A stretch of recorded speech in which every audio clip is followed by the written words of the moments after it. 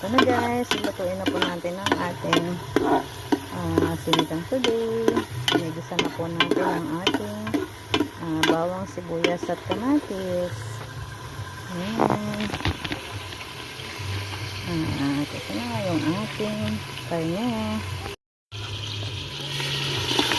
Ayan guys. Ang ating pork.